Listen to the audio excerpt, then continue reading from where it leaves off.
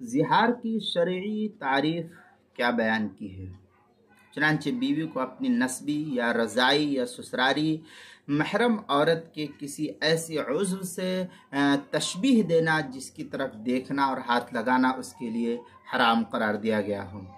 مثلا یہ کہا کہ تو مجھ پر میری ماں کی پیٹھ کی طرح ہے، یا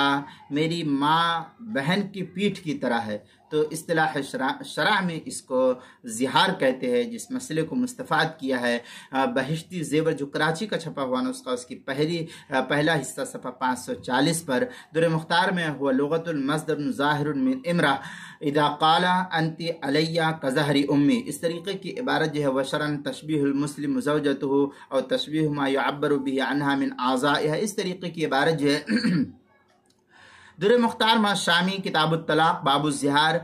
جو زکریہ بک ڈپو دیوبند کا ہندی نسخہ، اس کی 5ویں جلد صفحہ 123 سے 126 تک، کتاب المسائل 5ویں جلد صفحہ 325 پر بھی اس کو نقل کیا گیا ہے۔